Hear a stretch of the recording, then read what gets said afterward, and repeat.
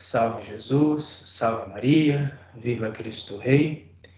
Eu sou o seminarista Luiz Alfredo, do canal Católico de Verdade. Vamos dar início então à nossa 12ª aula de nosso estudo bíblico católico.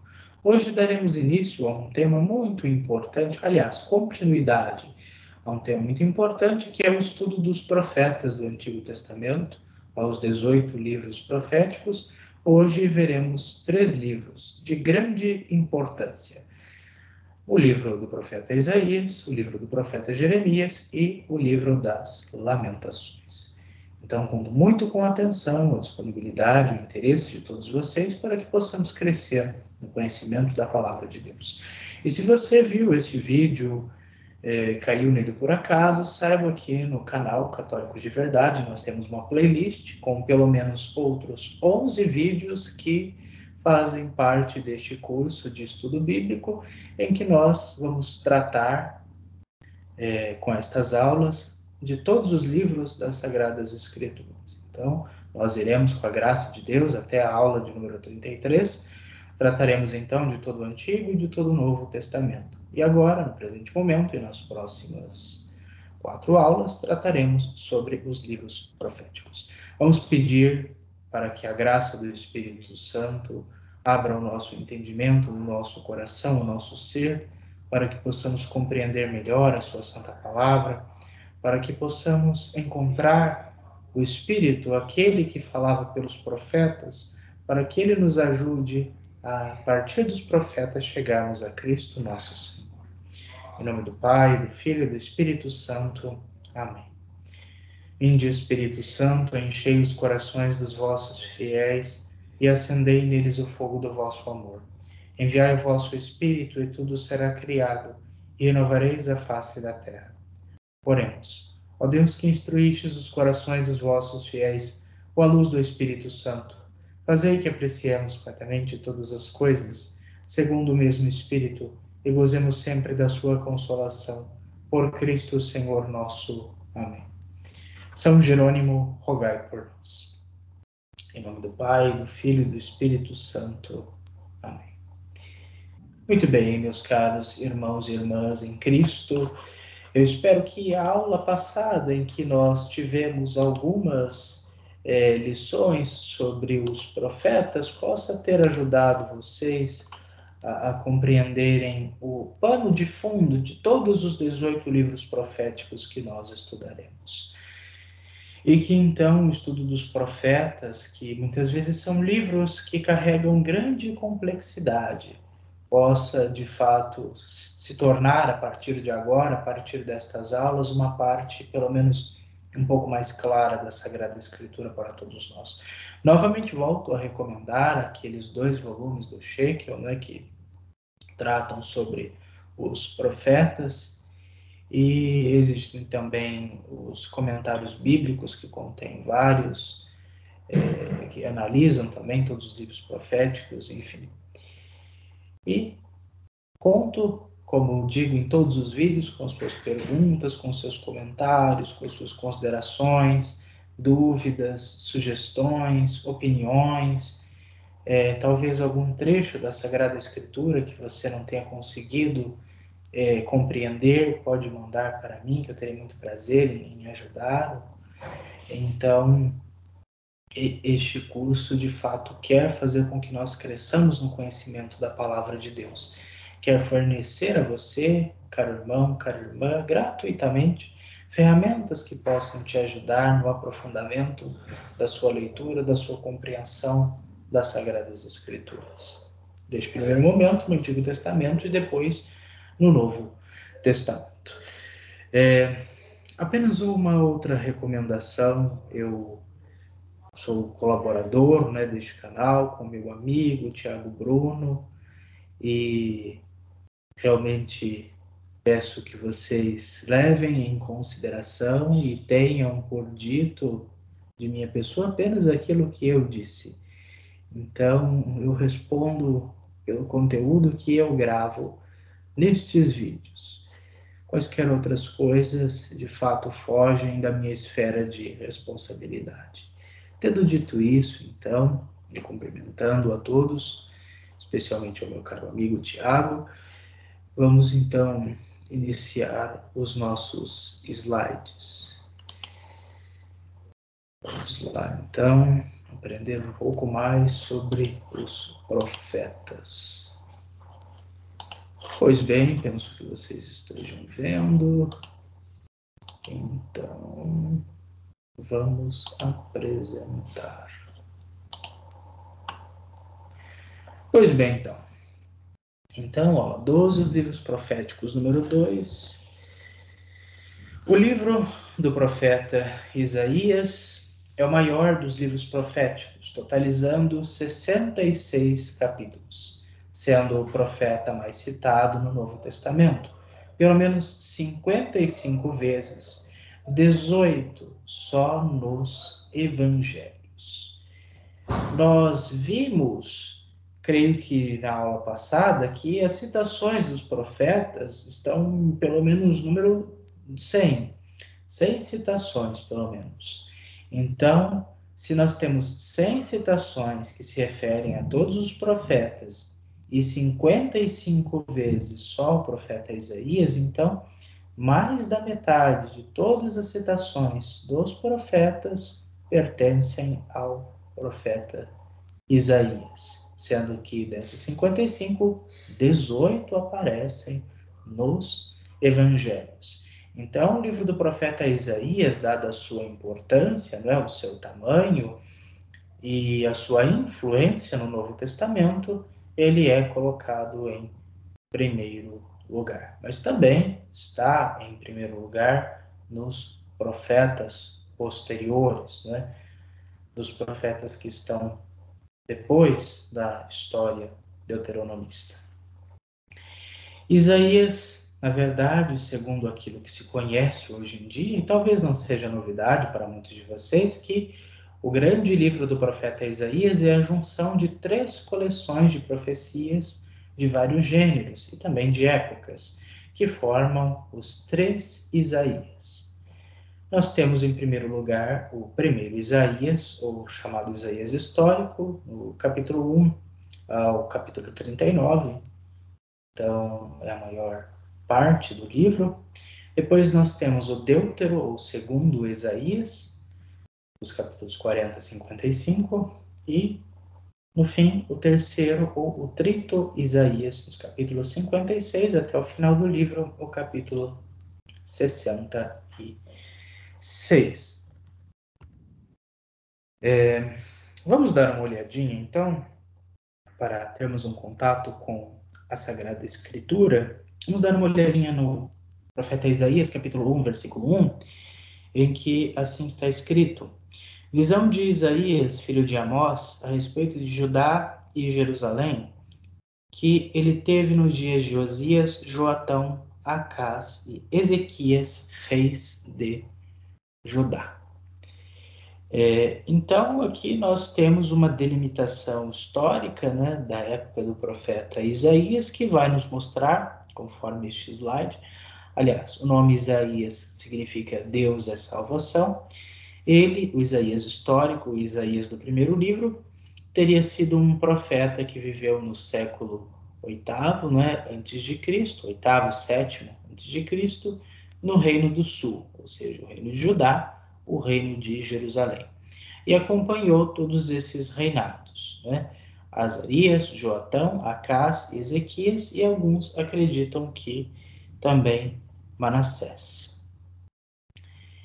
E estas partes estão citadas no segundo livro dos Reis. Então, vamos dar só uma olhadinha lá no segundo livro dos Reis, para observarmos a presença do profeta Isaías por lá. Como eu disse para vocês há algum tempo, com os livros proféticos, nós vamos retornar alguns detalhes, algumas coisas que nós passamos muito rapidamente nos livros históricos. Então, nós vamos conhecer um pouquinho de alguns reis do norte e do sul que foram mais importantes nessa questão da história de Israel. Então, Segundo Reis 15, versículo 1 em diante, assim está dito. No ano 27 do reinado de Jeroboão, rei de Israel, subiu ao trono de Judá o rei Azarias, filho de Amazias. Tinha 16 anos quando começou a reinar. Reinou durante 52 anos em Jerusalém.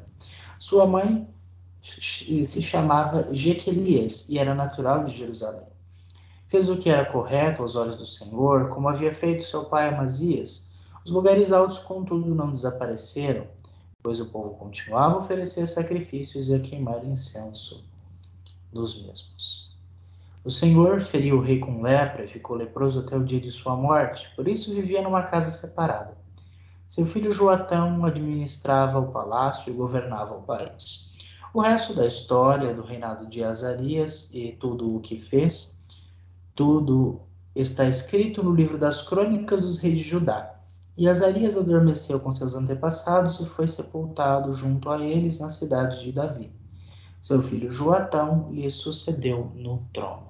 Palavra do Senhor, graças a Deus. Então, Azarias ou Osias, que é uma variante, não é, do mesmo nome, foi então o primeiro rei sobre o qual o profeta Isaías começou o seu ministério profético.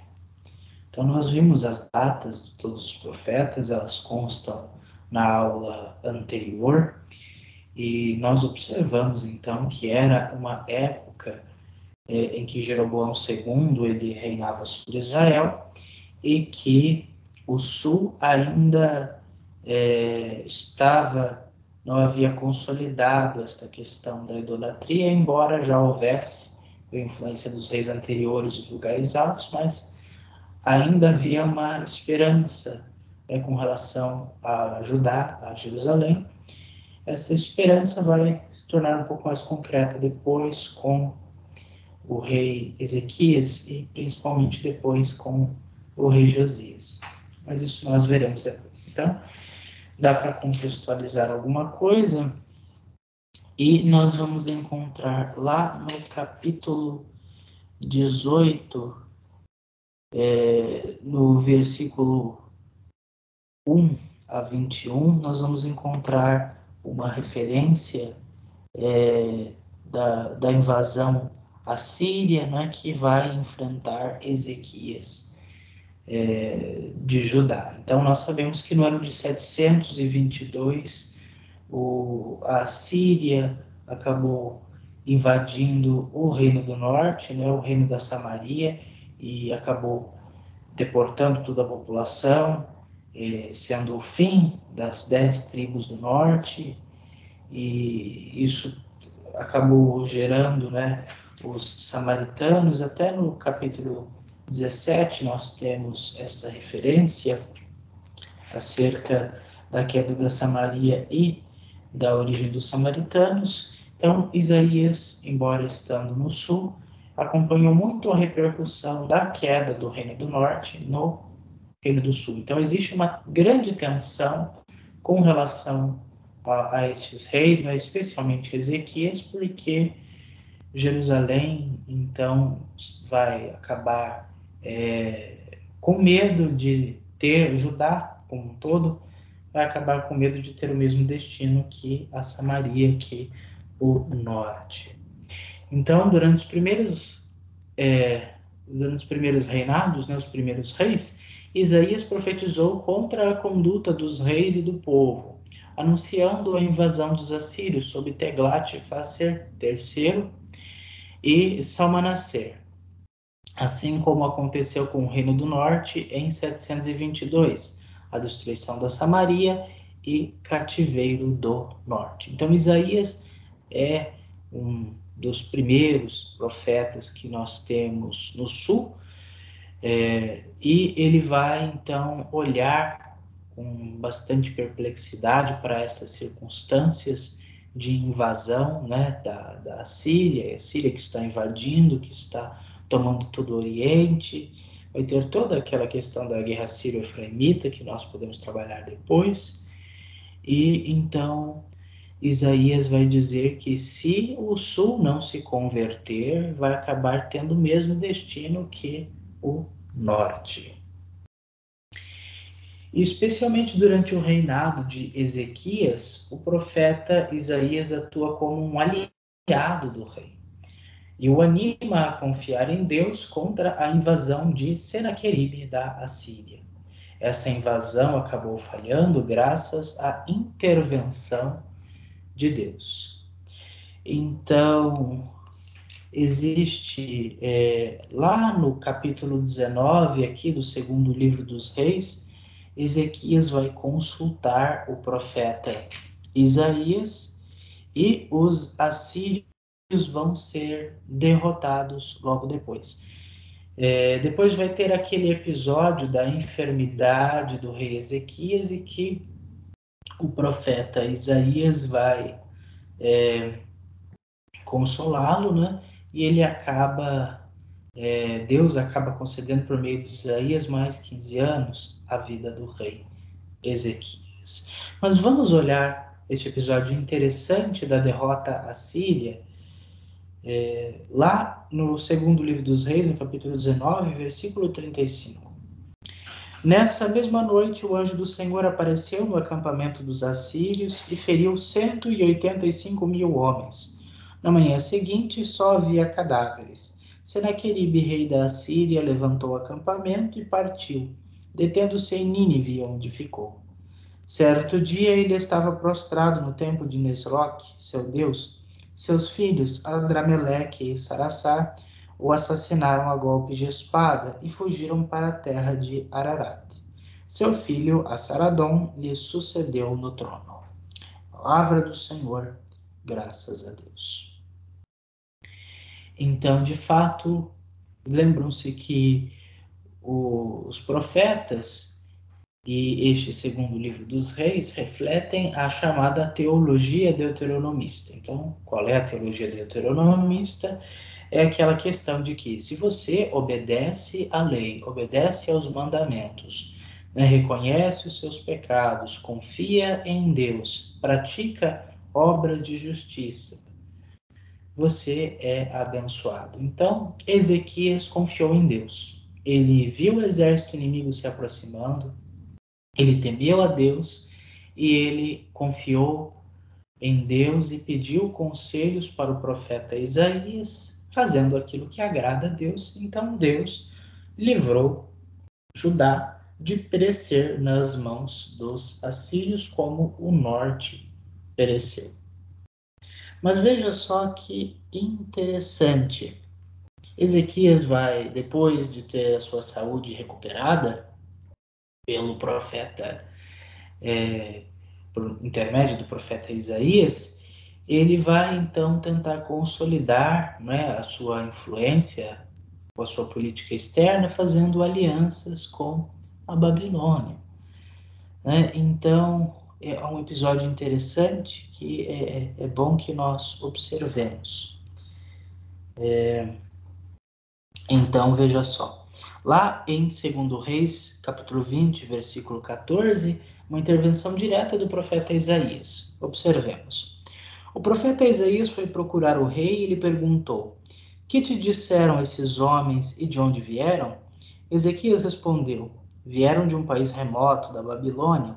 Isaías perguntou mais: Que viram em teu palácio? Ezequias respondeu: Viram tudo. Não há nada em meu palácio que eu não lhes tenha mostrado. Então Isaías disse ao rei: Ouve a palavra do Senhor.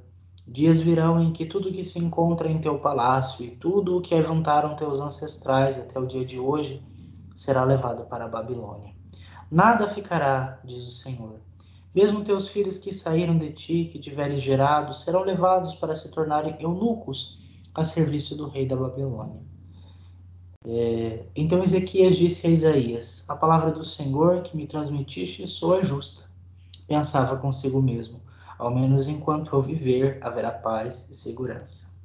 O resto da história de Ezequias, do que ele fez e como construiu o reservatório e o aqueduto que fornecia água à cidade, tudo está escrito no livro das crônicas dos reis de Judá.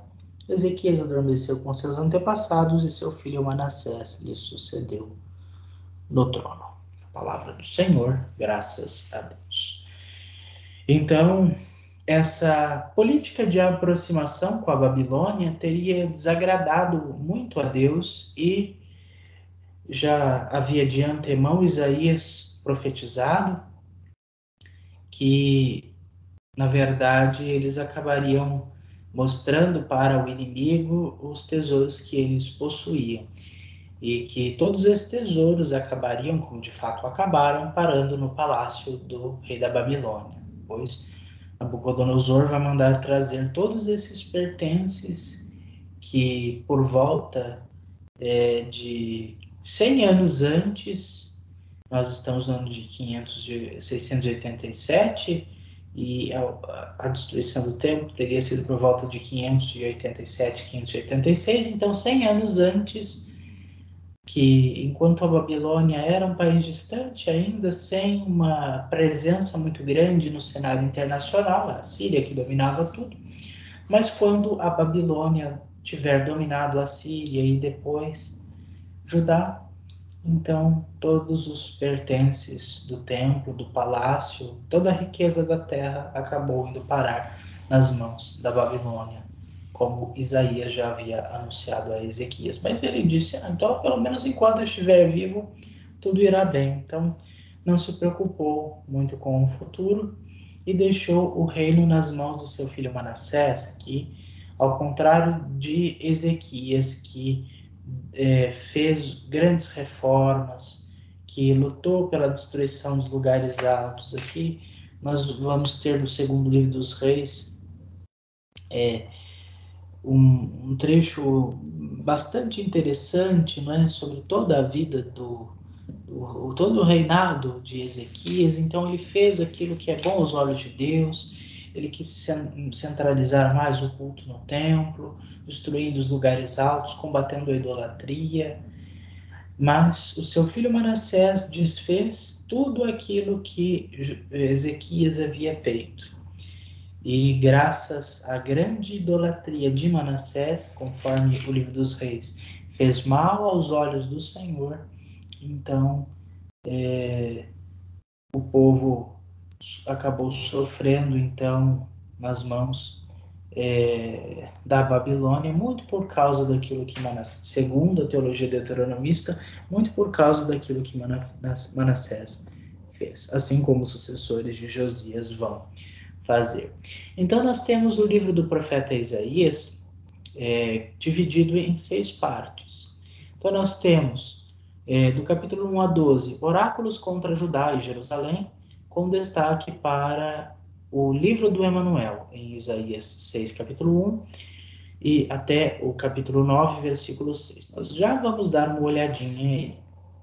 Depois, os oráculos contra as nações vizinhas, nos capítulos 13 a 23, o chamado pequeno Apocalipse, né, de Isaías, falando do castigo das nações e a salvação de Israel.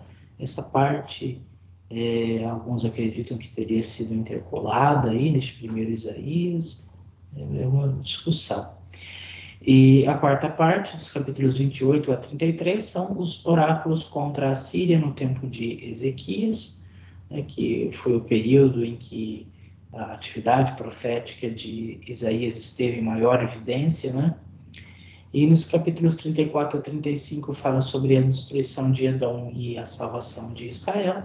E a última parte, capítulo 6, é chamado de o apêndice histórico, que fala de Isaías e Ezequias, a derrota de Senaqueribe, e o rei Ezequias é curado e depois repreendido por Isaías, aquela passagem que nós acabamos de falar, só que pela ótica do livro dos reis. Aí nós veremos que é praticamente idêntica, com algumas diferenças, esta parte que é inserida depois nesses capítulos finais do primeiro Isaías.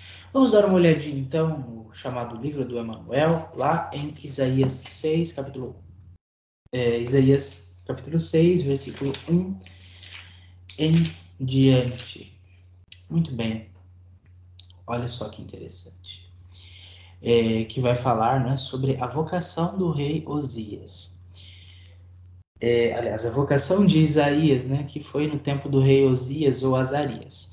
No ano da morte do rei Osias, eu vi o Senhor sentado num alto e sublime trono. A cauda de seu manto encheu o santuário.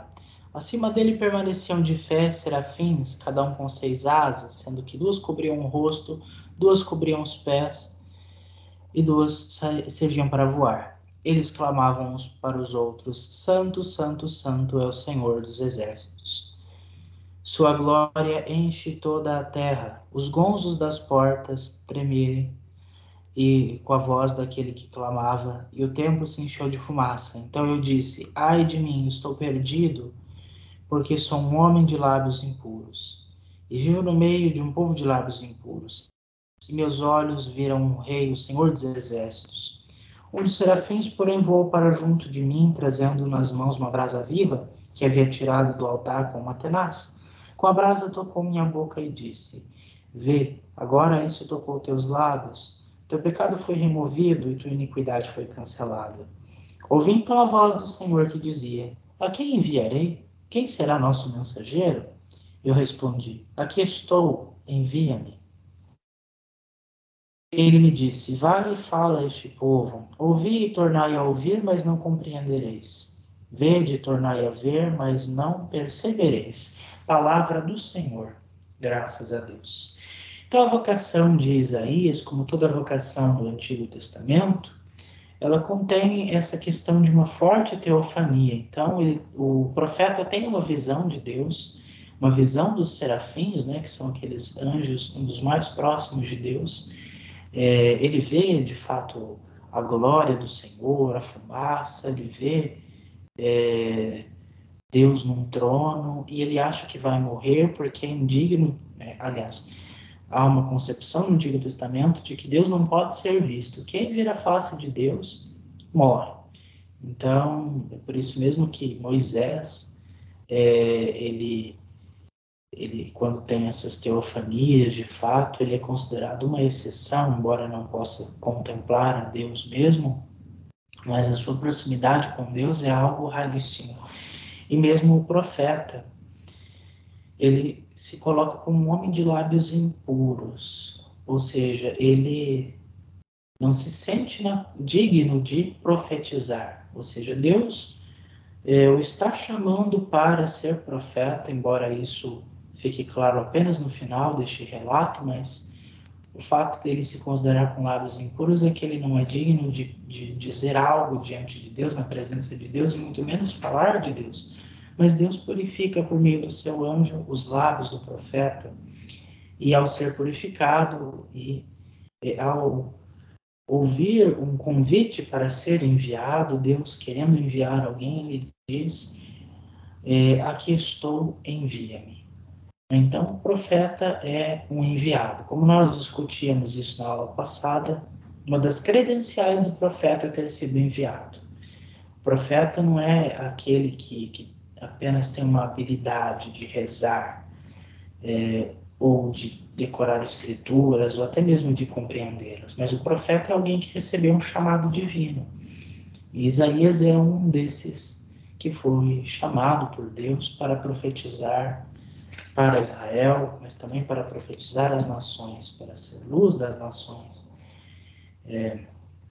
E especialmente nesses 3 capítulos, 4, 6, 7, 8 e 9, Isaías vai falar até de coisas futuras. Vamos lá no capítulo 9, versículo 1 ao 6, para ouvirmos uma profecia muito interessante.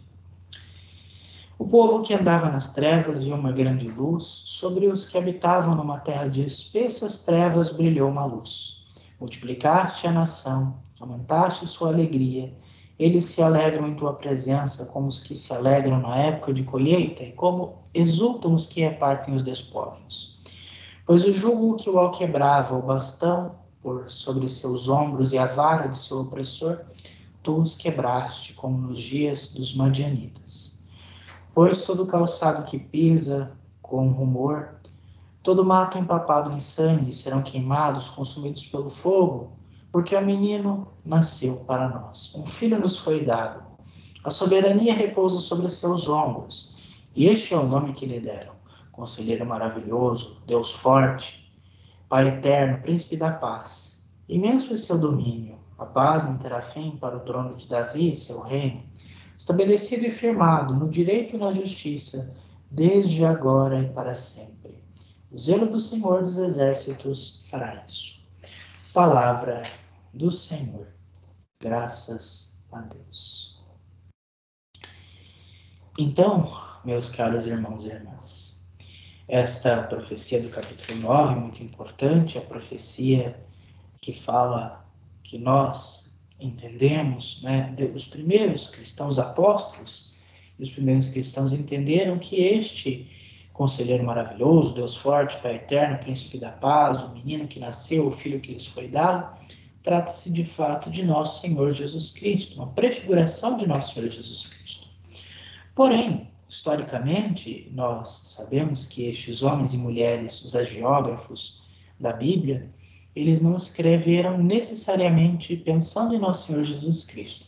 Foram inspirados, certamente, para anunciarem nosso Senhor Jesus Cristo a partir dessas profecias.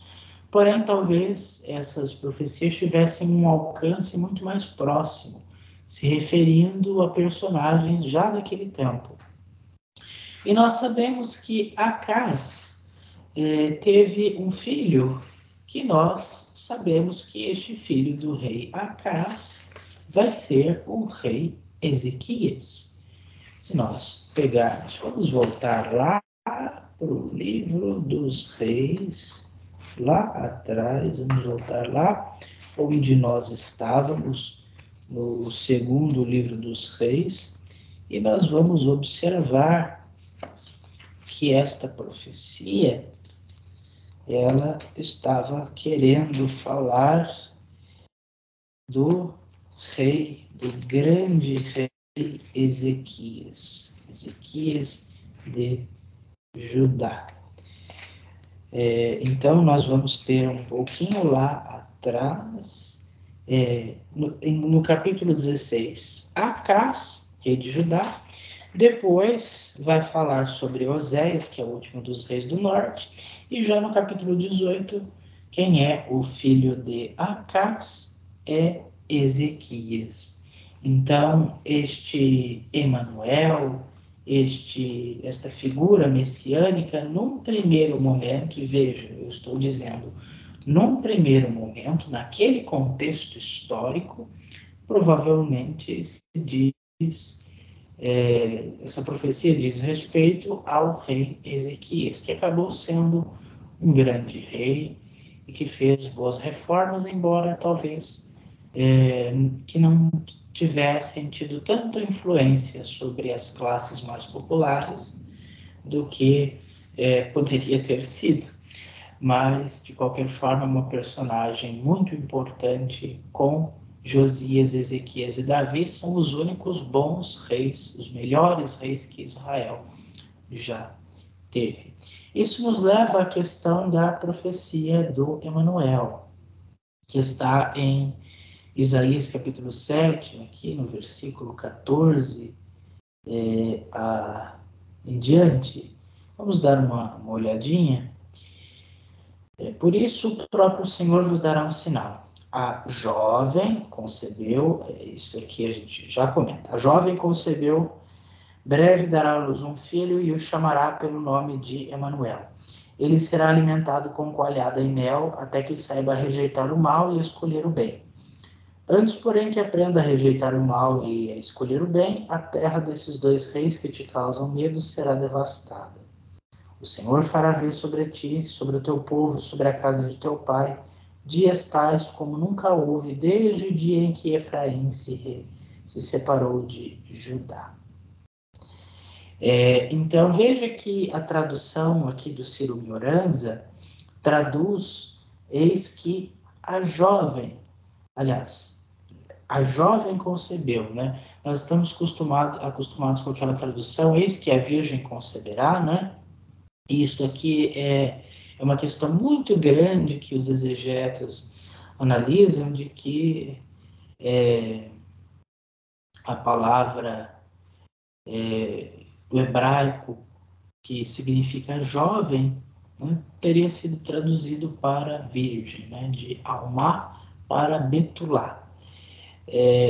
E que essa diferença, que depois no grego foi colocado como Parthenos, né, como virgem, o que alguns consideram que a palavra correta seria jovem, e foi colocado como virgem, fundamenta então esta questão da profecia que foi citada lá no Novo Testamento acerca de Jesus. Então isso é uma questão bastante controversa, mas se vocês encontrarem a tradução jovem ao invés de virgem, não estranhem, é a opção do tradutor, que não necessariamente implica negar a questão da virgindade de Nossa Senhora, mas que tem todo um contexto, uma discussão que a gente não tem tempo de entrar, mas que é muito interessante. Bom, acho que já falei bastante sobre isso. Vamos dar uma olhadinha então um pouquinho neste chamado Apocalipse de Isaías. Vamos olhar no comecinho para ver o que nós temos, que é uma parte muito interessante. Então já começa com tudo. Olha só, capítulo 24, versículo 1 em diante. Sim, o Senhor vai devastar a terra, vai torná-la deserta, transtornar sua superfície e dispersar seus habitantes, tanto o povo como o sacerdote, o servo e o patrão, a serva e a patroa, o comprador e o vendedor, o emprestador e o tomador, o credor e o devedor. A terra será totalmente devastada, totalmente despojada, como o Senhor decidiu. Acho que está bom. Palavra do Senhor. Graças a Deus. Então o profeta Isaías anuncia então uma grande destruição. Mas é uma destruição, é claro, que visa não necessariamente aqui num tom de derrota de Israel, mas no sentido de que as nações pagãs, as nações vizinhas, serão castigadas. Claro, o povo será castigado, a terra será castigada. Israel vai colher aquilo que plantou. Então ela plantou a idolatria, os reis plantaram a injustiça, a maldade, o povo se enraizou nos maus costumes. Isso então vai ter volta. Mas quem está rindo de Israel, quem está rindo do povo de Deus, estes serão punidos com muito mais severidade. Então, no final, Israel vai ser salvo e o resto das nações vai ser castigado pelo próprio Deus. Olha só, no capítulo 27. Neste dia o Senhor vai castigar com sua espada dura, grande e forte, Leviatã, a serpente fugitiva, Leviatã, a serpente tortuosa. Ele vai matar o dragão no mar. Nesse dia cantai para a vinha de delícias. Eu, o Senhor, sou seu guarda, e eu a rego a todo momento, para que ninguém lhe cause dano. Dia e noite a vigiarei. Não estou mais indignado. Se nela crescerem espinheiras e sarças, vou declarar guerra contra eles, queimando tudo de uma vez. Palavra do Senhor. Graças a Deus. Então, Deus vai castigar as nações estrangeiras, ele vai castigar a Síria e ele vai castigar a Babilônia por terem invadido o povo de Deus, a terra que o Senhor reservou para os seus eleitos. Então, Israel sofre, mas no final Israel vencerá. Então, já é uma profecia com alguma esperança, embora antes da concretização desta esperança, primeiro teria que vir uma grande tribulação que Israel teve que passar pela mão das nações. Não temos muito tempo para olhar o resto, mas vamos em diante. Já falamos sobre o primeiro Isaías. O primeiro Isaías é o Isaías histórico, o Isaías que teria profetizado na época da queda da Samaria, mas estando no sul, até o começo do reinado de Manassés, filho de Ezequias de Judá. Algum tempo depois, surgiu uma coletânea de profecias que foi feito não pelo Isaías histórico, mas por um outro profeta ou outros profetas que adotaram o nome de Isaías, que seguindo a inspiração profética de Isaías, formularam também, inspirados pelo Senhor, as suas profecias. Então, se nós estamos falando de um contexto anterior ao cativeiro da Babilônia, porque nós estamos pelo menos uns 100 anos antes dos grandes acontecimentos do cativeiro da Babilônia, aqui nós estamos falando de um conjunto de profecias que já se dá no tempo do cativeiro da Babilônia, e talvez mais ao final do cativeiro da Babilônia. Então, o cativeiro da Babilônia, lembremos sempre, é datado do ano de 586 até o ano de 538, com o Edito de Ciro. Então, o segundo Isaías já presenciou, já viu todo um contexto de destruição de Judá, de Jerusalém, do templo, a deportação da população e todo o despojamento das riquezas, ficando apenas o povo mais pobre, com uma terra arrasada, sem quaisquer recursos. Então, aquilo aos olhos das nações e aos olhos do próprio povo, aquilo era o fim de Israel, era o fim da história do povo de Deus. Mas aqueles que sobreviveram, aqueles que foram para a Babilônia, aqueles que estavam cativos e aqueles que não se renderam à cultura estrangeira, aqueles que continuaram firmes ao Senhor, aqueles escribas, aqueles mais letrados que estavam reconstruindo a história, que estavam tomando as memórias, talvez os rolos dos antepassados, e estavam construindo a Sagrada Escritura, construindo a história deuteronomista, construindo o Pentateuco. Tudo isso, então, vivencia o segundo Isaías no final do cativeiro e, naquela época, então, o Império Babilônico estava enfrentando a grande oposição do Shah, né? Lembro sempre que esse Shah é com X, o Shah da Pérsia, Ciro II, Ciro Magno, Ciro o Grande.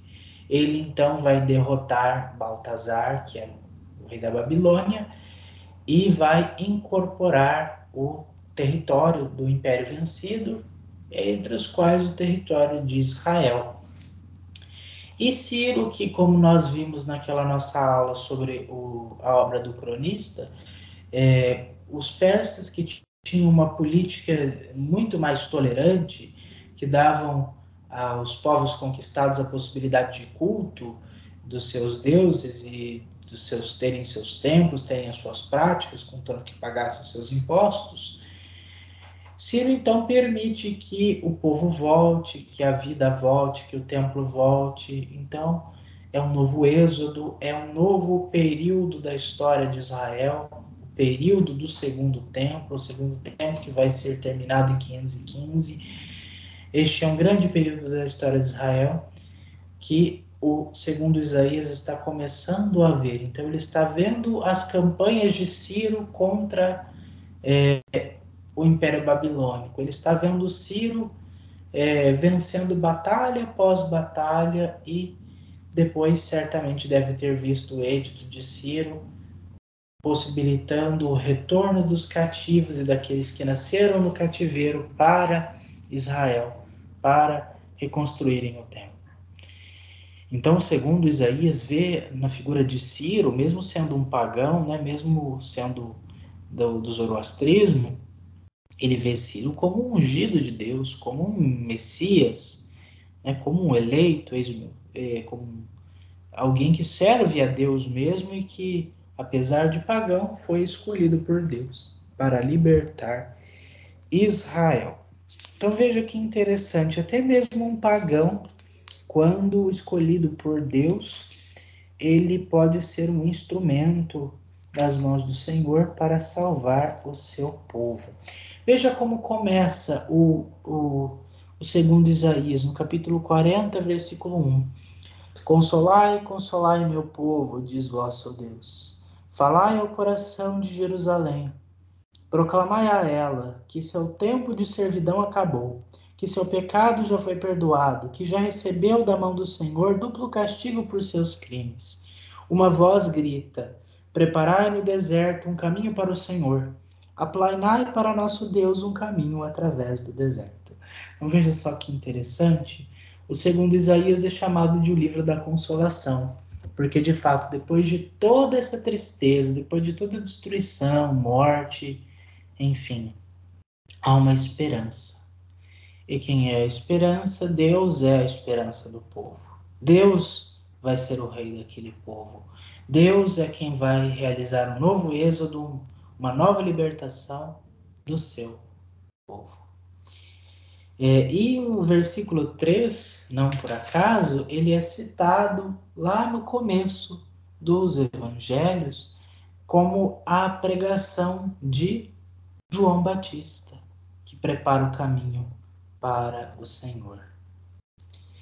Então, este livro da consolação, de fato, vai cumprir este papel de dizer que, bom, já sofreu o povo, o meu povo, Deus falando, né? Meu povo já sofreu demais. Então, agora é a hora do meu povo ser consolado.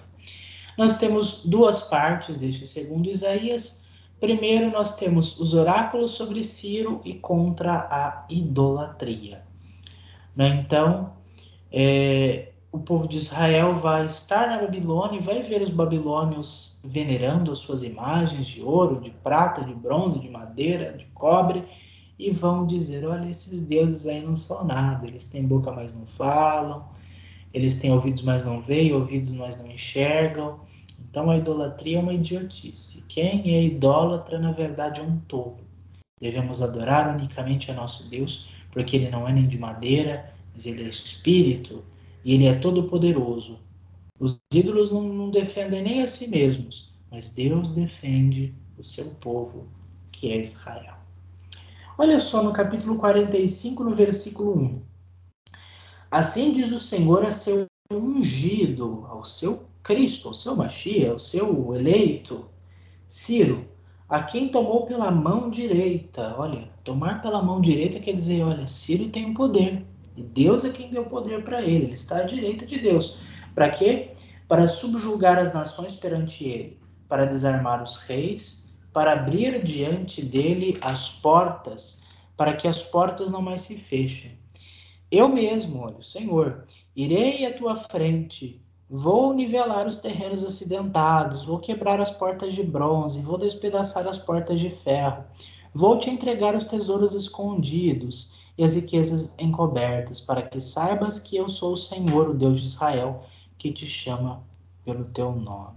Nossa, então veja só que bonito, é Deus declarando o seu amor pelo seu povo. Olha só que bonito, lá no versículo 10, aqui ele vai dizer, aliás, no versículo 10 ele vai dizer: é daquele que diz ao pai, o que tu geraste, ou uma mulher, a que coisa deste à luz? Assim diz o Senhor, o Santo de Israel, aquele que o formou.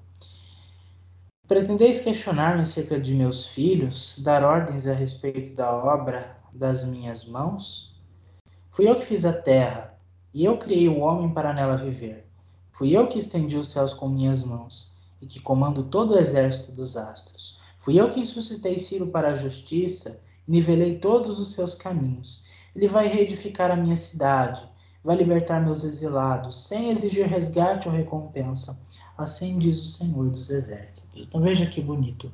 O Deus que fez tudo, ele vai fazer uma obra nova, ele vai operar a libertação de Israel, o seu povo. E esses oráculos são muito interessantes, esses do segundo Isaías, porque o segundo Isaías vai humilhar a Babilônia diante de Deus. Então, Babilônia, ela se acha o máximo, se acha senhora da terra, se acha superior a Deus, Baal, Marduk, eles acham que eles são os maiorais, mas na verdade todos eles vão ser destruídos por Deus.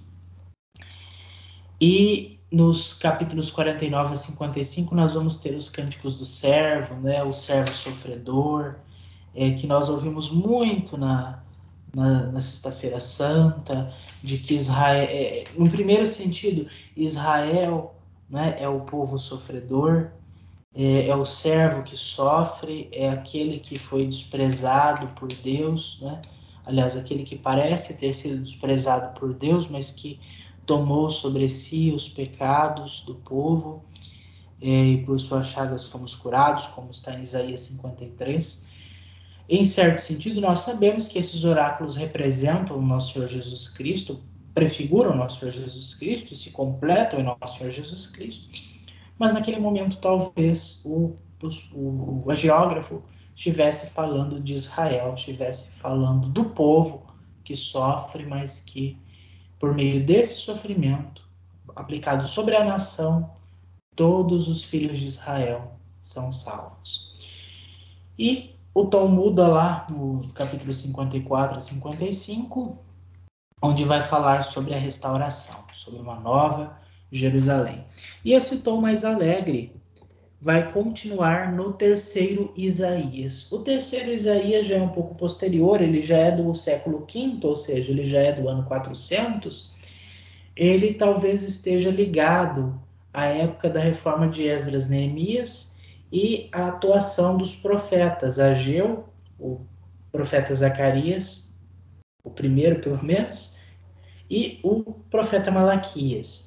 E ele mostra sua preocupação com os costumes do povo e do seu tempo, exortando-os ao cumprimento da lei, condenando a idolatria e exaltando a reconstrução de Jerusalém e prenunciando a Jerusalém celeste. Então nós já estamos em outra época, nós já estamos na época do Segundo Templo, nós já estamos na época em que o judaísmo começa a se consolidar nas reformas de Esdras e Neemias, que fazem uma leitura solene da lei, que expulsam as mulheres estrangeiras, que restabelecem o sacerdócio, provando por linhagem genealógica a ter ascendentes na tribo de Levi para ser sacerdote de verdade. E nós temos a lei sendo formada, sendo estruturada, o Pentateuco tomando a forma que nós conhecemos hoje nesta época. Então o terceiro Isaías é o profeta que acompanha esta restauração, essa consolidação do judaísmo e do povo de Israel. Ao mesmo tempo, ele mostra que, para além de um templo em Jerusalém, para além de uma religião, para além do cumprimento da lei, há, na verdade, uma Jerusalém celeste.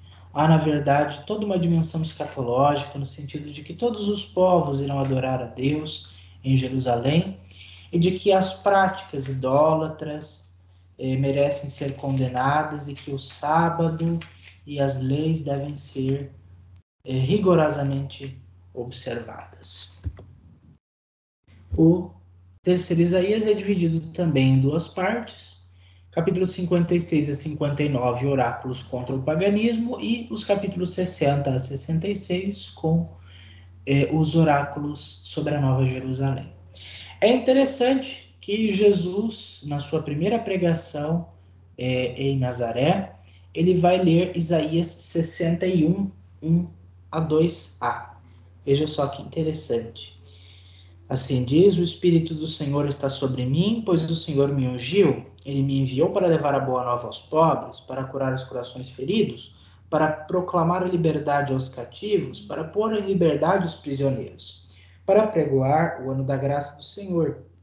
E depois, Jesus não continuou, mas aqui diz: o dia da vingança de nosso Deus, para consolar todos os aflitos de Sião. Então essa passagem mostra a importância do profeta Isaías, do terceiro Isaías também. Jesus que assume para si a missão que foi dada ao profeta, a este terceiro profeta Isaías. Jesus se assume como aquele que tem o Espírito, sobre quem repousa o Espírito do Senhor, e aquele que faz uma obra de libertação, como foi feito no Êxodo, como foi feito na volta do cativeiro, e como precisa acontecer, porque o povo continua escravo o povo continua sob a égide dos persas, depois dos gregos, depois vai continuar com os Ptolomeus, depois os Macabeus também, embora com outras nuances, depois dos romanos. Então Jesus, ele vai tomar essa profecia sobre si e vai realizá-la. Muito bem, vamos falar então agora. Infelizmente não dá tempo. Gostaria de uma aula só sobre o profeta Isaías, de uma aula só sobre o profeta Jeremias, porque eles merecem, todos merecem, mas eles merecem de forma particular. Mas vamos então para Jeremias, que é o segundo dos profetas maiores e que é um sacerdote nascido em Anatote, que viveu no século VII e VI a.C., pouco antes da queda de Jerusalém pelo Império Babilônico, e que exerceu seu ministério profético no reino de Judá durante os reinados de Josias, Joacás, Joaquim, Jeconias e Sedecias, ou seja, ele exerceu o seu ministério profético no último suspiro do reino de Judá, que foi com Josias, e depois com a decadência de Joacás e os seus sucessores, né? Que às vezes nem são muito considerados como reis, porque tiveram um reinado muito curtinho. Mas nós vamos ver este contexto aqui de Jeremias, que é muito importante. Então, a atividade profética dele, né, de Jeremias, foi bastante perseguida por seus contemporâneos. Ele era um homem de temperamento melancólico, né? Somos dois. Ele não se casou ou teve filhos porque sabia que o fim estava próximo. Ele foi preso várias vezes, mas apesar de tudo, jamais renunciou à profecia. Então, Jeremias tem uma vida bastante conturbada. Muitos dizem que ele é um chorão, mas na verdade ele é muito forte para ter passado por tudo aquilo que ele passou. Então, ele está numa época em que Josias está tentando fazer o reino prosperar, tentando agradar a Deus, tentando fazer as coisas andarem, mas ele acaba, na verdade, centralizando as coisas, embora faça bem destruir os ídolos, né? Mas infelizmente não é aquela reforma, talvez, que ajudasse de fato o povo a sair da idolatria. Você tira os ídolos dos templos, mas não tira os ídolos do coração das pessoas. Então, logo depois eles vão voltar tão rápido quanto saíram, infelizmente. Então, Jeremias, ele vive uma vida bastante turbulenta e por isso é que ele não tem família, né? Então ele vê que logo vai ser o fim de tudo, então ele não tem família e é muito perseguido pelos seus contemporâneos. Então, quando Jeremias começa o seu ministério, Josias era o rei de Judá. E a sua reforma religiosa vai ter um certo eco, especialmente a partir do ano 621, quando ocorre a descoberta do rolo, né, contendo a lei. Este rolo seria o chamado Código Deuteronômico, Deuteronômio capítulo dos 12 a 26, né, que talvez seja a única parte da lei que estivesse realmente consolidada, né, naquela época. Mas apesar dessa reforma, o povo continuava insistindo nos maus costumes, e isso irritava Deus cada vez mais.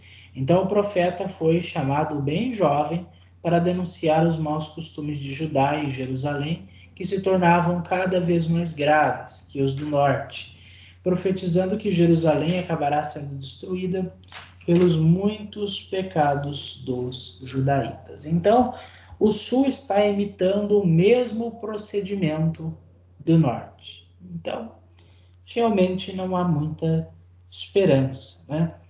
Aqui no capítulo 1, versículo 4 em diante, nós temos a vocação de Jeremias, né? Ele vai dizer que ele era só uma criança, que ele não sabia falar, mas que, na verdade, Deus o envia para falar ao povo, um povo de cabeça dura. E o profeta Jeremias, como eu dizia na aula passada, uma das características do profeta é realizar várias ações simbólicas, várias palavras simbólicas, visões muito simbólicas. Então, logo na vocação, Jeremias vai ver uma amendoeira, ele vai ver uma panela, ele vai depois fazer várias coisas interessantes, né, que é para chamar a atenção do povo para Deus. Então nós vamos ver várias dessas ações. O livro do profeta Jeremias é um dos mais complexos, ele intercala profecias e narrações, e alguns acreditam que a ordem dessas profecias não seja uma ordem necessariamente cronológica, então existe uma certa dificuldade na interpretação de muitas destas passagens. Mas há um grande combate à idolatria, uma grande condenação da idolatria e dos pecados do povo, especialmente dos reis, mas também das nações. Aqui eu achei um exemplo de ação simbólica do oleiro, né? Aquela passagem tão conhecida, né? De que o Senhor pede para que Jeremias vá até a casa do oleiro e veja ele trabalhando na argila, e depois ele vai dizer, olha, assim como o oleiro, né, trabalha com argila, assim como ele faz o seu vaso, eu não posso agir com vocês da mesma forma que o oleiro faz com a argila? Então quer dizer, será que eu não posso moldá-los? Será que vocês não podem tornar-se como vaso nas minhas mãos? Você, Israel, é um vaso nas minhas mãos. Então, assim como um vaso pode ser conservado, ele pode também ser quebrado. Quem já não quebrou talvez alguma coisa, ou viu alguém quebrar talvez um vaso, um momento de raiva. Assim, também um vaso pode ser conservado, mas também pode ser quebrado. Mas a grande questão, uma das questões problemáticas da época do profeta Jeremias, é a ascensão do Império Babilônico, né? Então, a Síria sai do mapa em 612 e Josias, vendo que a Síria está derrotada, vendo que boa parte dos territórios do norte estão a Deus dará, Josias então ele inicia uma campanha para tomar as cidades do norte. Mas em 609 ele acaba sendo morto pelo faraó Necal, e assim, morre repentinamente no auge da sua glória, com uma vida pela frente, com muitas conquistas a serem feitas, mas ele morre e todo o seu projeto de reforma, o seu projeto de expansão cai por terra, porque de fato ele está preocupado em expandir o seu domínio dentro dessa ótica, embora ele seja um rei exemplar, no sentido de que muitos historiadores até acreditam que toda essa história de templo só começou mesmo com Josias, talvez com Ezequias, mas principalmente com Josias, e que é a partir de Josias que nós temos uma historicidade mais forte. Então ele é um rei muito importante, mas com a sua morte, aí então o reino se destabiliza até a sua queda final. E o filho dele, né, Joacás, não durou nada no trono e foi deposto por Necal, né, pelo faraó. O faraó então estava tentando também conquistar esses territórios que eram da Síria e ele acabou matando Josias, depondo Joacás e colocou Joaquim como um rei, mas um rei meio fantoche, um rei que devia vassalagem a ele, e ele fica no cargo por mais ou menos uns 10 anos. E no ano de 597, Nabucodonosor, que já está acabando com Judá, ele então realiza uma primeira grande deportação em Jerusalém. Então, o rei daquela época, Joaquim, ele vai acabar, Joaquim morre e Jeconias acaba se tornando rei em seu lugar. Na época de Nabucodonosor, esse Jeconias ou Joaquim com N, ele vai acabar sendo deportado naquela época, e talvez seja nessa época também que o profeta Ezequiel tenha sido deportado, esta primeira deportação de 597. E esse Jeconias foi sucedido por Sedecias, que acabou sendo o último dos reis de Israel, de Judá. Então Jeremias, ele estava durante todo esse tempo alertando: olha, Jerusalém vai ser destruída, convertam-se, arrependam-se, voltem para Deus, voltem para a aliança. No sentido não de voltar para o culto, voltar para o templo, porque Jeremias até vai falar: olha, vai chegar um tempo que ninguém nem vai se lembrar da Arca da Aliança. Então, agora vai ser necessário uma nova aliança. Então, é preciso que o povo se volte para a lei de Moisés, para os mandamentos, é preciso que o povo se volte para a aliança, que volte para os tempos antigos, que eles não fiquem apegados ao culto, não fiquem apegados a isso e aquilo, mas que se apeguem ao que é mais importante, que é a lei, que é, de fato, a proximidade com Deus. Então, Jeremias, ele foi agredido, ele foi preso, ele foi ignorado, ele foi desacreditado, porque haviam falsos profetas que diziam: olha, não, Nabucodonosor não vai atacar, nós vamos ficar em paz, não vai acontecer nada. Então, esse Jeremias, ele é falso. Então, por isso que ele era desprezado. Ele era um profeta mesmo. Quando Jesus vai falar de um profeta que é desprezado, claro que todos o são em grande medida, mas ele está recordando justamente a figura de Jeremias, que é um profeta desprezado por excelência. Então, ainda no tempo de Joaquim, Jeremias reuniu as suas profecias em rolos, né? E esses rolos foram para Baruque.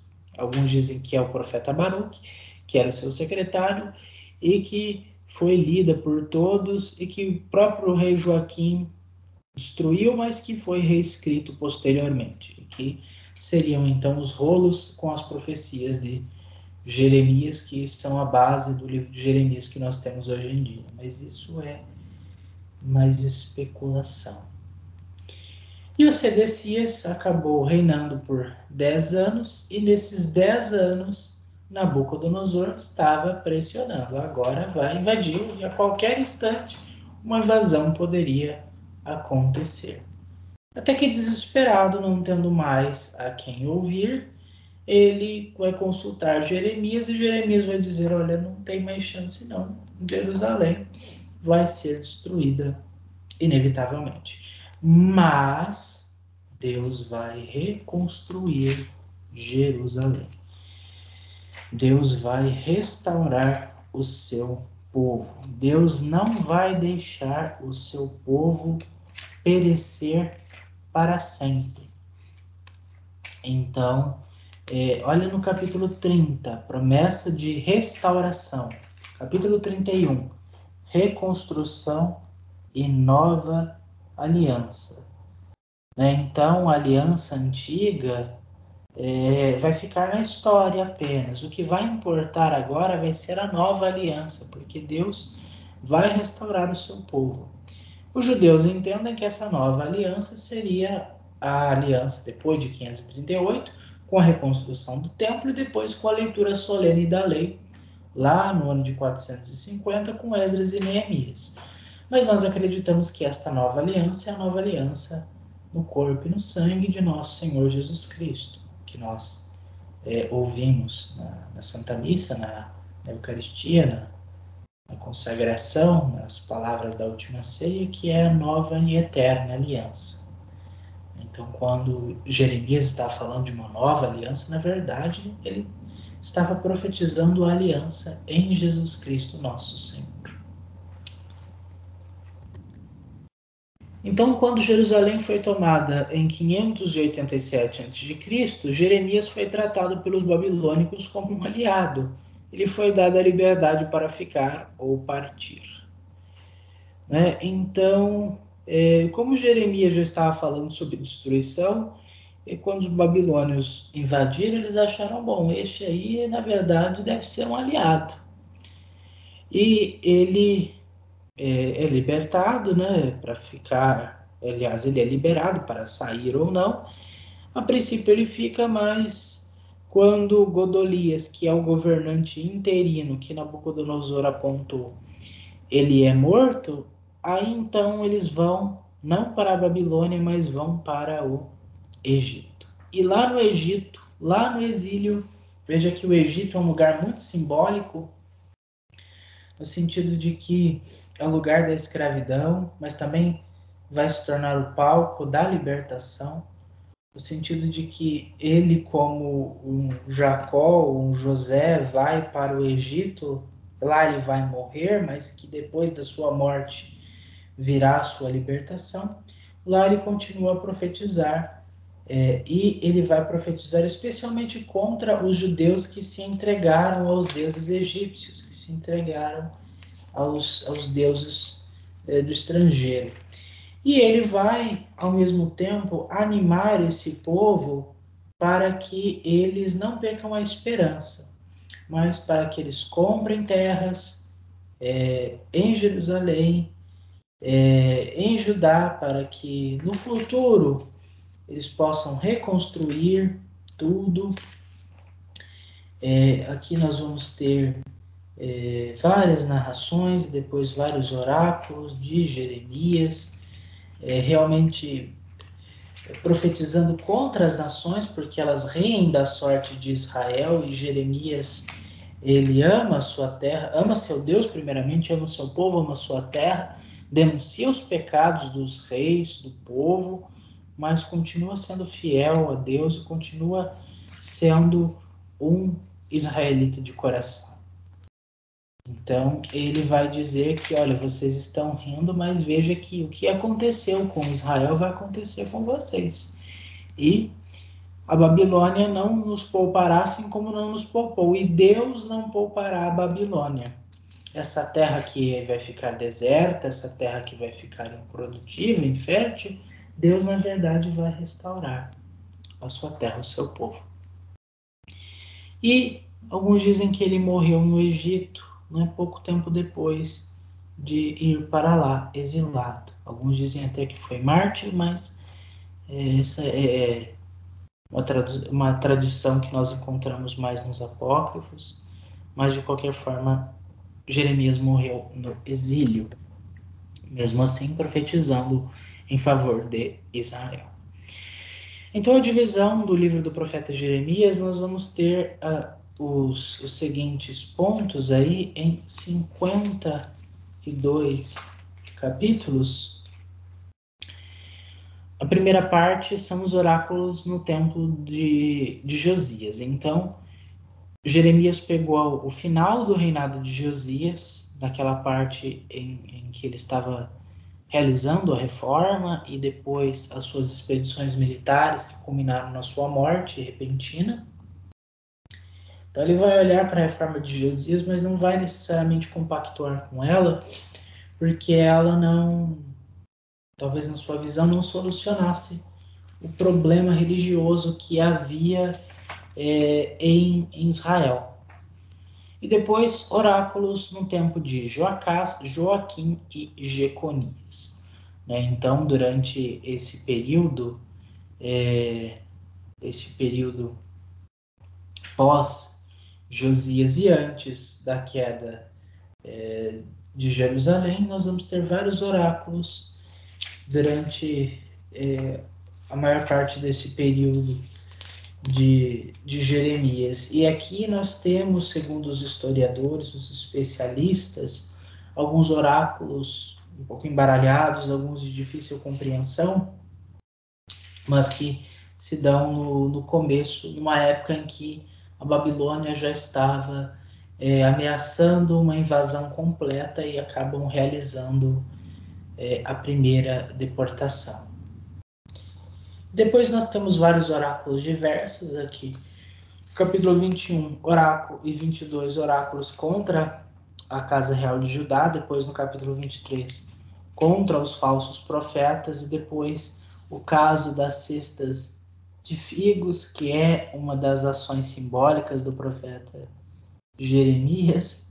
Então, assim, há alguns figos bons e alguns figos ruins, alguns israelitas bons, alguns outros ruins. E oráculos contra a Babilônia e contra as nações. Num certo sentido, na visão de Jeremias, no começo, a Babilônia é um instrumento da cólera de Deus, porque o povo pecou e pecou demais contra Deus e não tem como realmente voltar atrás, e a Babilônia acaba sendo um instrumento do castigo de Deus, mas a Babilônia castigou demais. Então, por errar no castigo, por pesar muito a mão no castigo, é a Babilônia que depois vai ser castigada. E a maior parte dos oráculos teria se dado na época do Sedecias, que foi o último rei. Então, ele foi preso. Aqui no final do reino de Joaquim, aliás, no reinado de Joaquim também, no reino de Sedecias, é que vão se dar a maior parte dos oráculos de Jeremias. Embora a ordem, como eu disse para vocês, às vezes está um pouco embaralhado aqui. Mas tudo bem. Então nós temos muitos oráculos. Jeremias vai corresponder com aqueles que estão exilados na primeira deportação. Ele vai profetizar uma nova aliança. Ele vai falar de restauração. Ele vai falar do passado, de como Deus agiu no passado. Ele vai deixar as suas profecias por escrito, vai ser preso, vai ser jogado numa cisterna, num fosso, e vai ficar preso. E durante esse período ele vai presenciar a queda de Jerusalém, o incêndio do templo e a destruição de tudo. E depois, nos nos capítulos 46 a 51, ele vai então, estando no Egito, vai realizar os seus últimos oráculos, especialmente condenando as nações vizinhas que riem de Israel e que acabaram tendo o mesmo destino que ela. E finalmente, então, nós temos um relato sobre a destruição do Templo de Jerusalém, a morte, de Sedecias e a libertação de Jeconias ou do Joaquim, que foi preso lá atrás na primeira deportação. Muito interessante, então, ler esses últimos capítulos de Jeremias para entender um pouco mais da história de Israel, propriamente dita. Bom, então eu acho que já falei bastante sobre Isaías e Jeremias. A minha grande dúvida com vocês talvez fique aqui nas Lamentações, porque diante da complexidade, do tamanho e do volume desses dois livros, acabei deixando pouco espaço para as Lamentações. Mas vamos aqui tecer alguns comentários, sobre as Lamentações. Então, o que são as Lamentações? As Lamentações, o livro das Lamentações, elas são lidas pelos judeus no dia da destruição do templo, no Tisha B'Av, ou seja, os judeus, eles têm esse dia, o Tisha B'Av, o dia em que eles lembram as duas destruições do templo. A destruição do templo no ano de 586 por Nabucodonosor, e lembram a destruição do templo no ano 70 depois de Cristo pelo general Tito. Então são 2 dias tristes, 2 dias para chorar, para lamentar a destruição do templo. Aqui tem um comentário interessante do Ciro Mioranza, que pode ser que nos ajude. As Lamentações são 5 poemas que a tradição atribuiu durante séculos ao profeta Jeremias. Certamente são de autor desconhecido e foram escritas após a destruição do Templo de Jerusalém pelo rei Nabucodonosor no ano 587 a.C. e antes da construção do novo templo, entre 530 e 510. Os poemas são cantos de dor, de lamento, de luto, que refletem a desilusão, o sofrimento, o arrependimento e a esperança de uma volta ao esplendor do passado. Esperança baseada numa nova intervenção de Deus em favor de seu povo. As 4 primeiras lamentações são poemas alfabéticos. Cada uma delas tem 22 estrofes e cada estrofe inicia com uma das 22 letras do alfabeto hebraico, segundo sua ordem usual. A quinta também tem o mesmo número de estrofes, mas não é alfabética. E, além disso, cada estrofe é composta de somente 2 versos. Então aqui está mais ou menos a estrutura dos lamentações, desses poemas de dor, que realmente expressam o grande sofrimento do povo pela ocasião da destruição do templo. Então nós temos 5 capítulos, 5 lamentações, nomeadas segundo o alfabeto hebraico. Aleph, Bet, Gimel, Dalet, He, Vav, Zain, Het, Tet, Yod, Kaf, Lamed, Men, Nun, Samek, Ain, Pe, Tzad, Kof, Resh, Shin, ou Sim, e Taf. Então, realmente, alguns acreditam que Jeremias possa ter escrito, na tradição, mas muitos entendem que o estilo é um pouco diferente, o vocabulário é um pouco diferente, mas o período histórico é o mesmo, os acontecimentos da destruição e da morte e da tristeza gerada por todos esses acontecimentos são os mesmos. Olha só, batendo o olho, vi aqui um trecho interessante. Na primeira lamentação, versículo 19, no Kof. Chamei meus amantes, mas eles me traíram. Meus sacerdotes e meus anciãos pereceram na cidade, enquanto buscavam alimento para restaurar suas forças. Então veja, Israel, num dado momento, no final, acreditava que as alianças com o faraó, as alianças com os países vizinhos, seria o suficiente para deter o avanço da Babilônia. Então, não precisa confiar no Senhor, não precisa rezar. Vamos, com as nossas próprias forças, tentar resistir a esta invasão. Não adiantou. Os amantes traíram.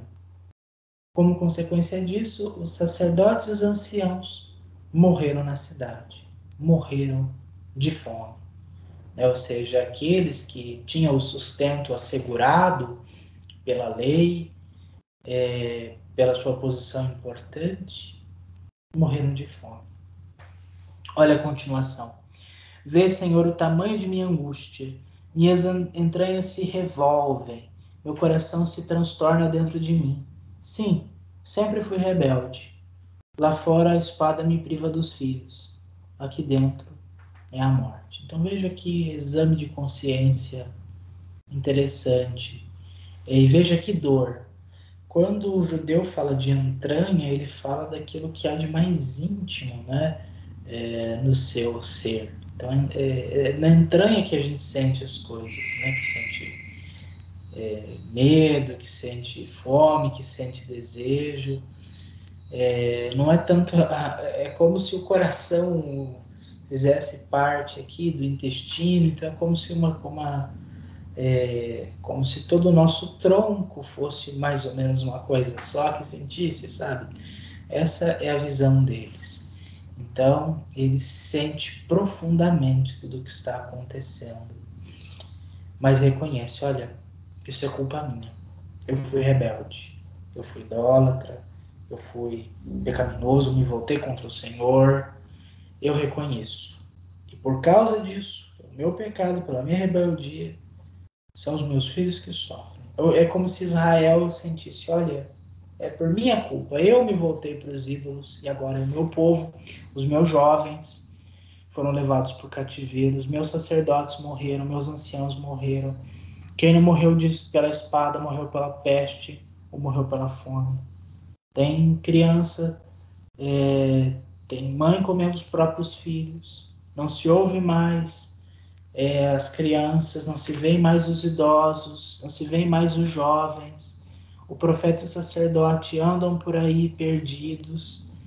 Enfim, a terra está destruída, não tem mais animais, não tem mais planta, não tem mais vida, só tem poeira, sangue, morte, dor. O templo está em chamas, o templo foi arrasado, a terra foi arrasada. Enfim, não tem mais nada. Olha só, lá no capítulo 2, 21, Shin, crianças e velhos andam jogados pelas ruas. Minhas jovens e meus jovens tombaram ao fio de espada. Tu os mataste no dia de tua ira. Tu os assassinaste sem piedade. Então, é na concepção do judeu antigo, daquela época, o bem e o mal são de Deus. Então, se acontece o bem, é Deus. Se acontece o mal, é Deus. É Deus para abençoar, é Deus para castigar. Então, eles acreditam que, por conta dos seus pecados, os inocentes, os mais frágeis, eles perecem. As crianças, os idosos, os moços e as moças perecem. O fio de espada, a fome, porque pecamos, porque o povo pecou, porque os reis pecaram, porque não foram fiéis à aliança. Moisés avisou de todos os castigos que viriam, o povo não ouviu e continuou multiplicando os pecados, então a destruição foi inevitável. Eu acho muito interessante a leitura das Lamentações, porque de fato nos mostram não uma revolta contra Deus, mas mostra alguém que tem fé, que diante daquela situação terrível, que não vê mais esperança, a única esperança é de fato derramar o sentimento, expressar sua fé, a sua dor, a sua revolta, a sua tristeza, realmente para o único que pode ouvir e fazer alguma coisa, que é Deus. Nos capítulos 1, 2 e 4, nós temos uma canção fúnebre, né? Então, falando sobre todas as tragédias. No capítulo 3, é uma lamentação pessoal, então em primeira pessoa. Olha só, veja só como começa. Eu sou alguém que provou a miséria, sob a vara de sua ira. Ele me guiou e me forçou a andar nas trevas e não na luz. Contra mim se volta e vira sua mão o dia todo. Consumiu minha carne e minha pele, quebrou meus ossos.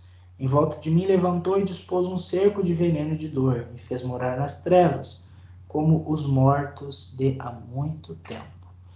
Né? Então, é uma lamentação pessoal de alguém que está vivenciando todo esse momento e que se sente punido por Deus, mas não punido injustamente, mas punido pelas culpas, e que reconhece que Deus, ele vai fazer alguma coisa. Ele permitiu isso, mas ele vai fazer uma coisa boa, vai fazer algo melhor. Mais adiante ele vai dizer assim, olha, mesmo reconhecendo tudo isso, ele vai dizer lá no versículo 22 em diante, a misericórdia do Senhor não acaba jamais, sua compaixão não se esgota nunca. A cada manhã se renovam, grande é a tua fidelidade. Minha herança é o Senhor, diz minha alma, por isso nele espero. O Senhor é bom para os que nele confiam, para aquele que o procura. Bom é esperar em silêncio a salvação do Senhor.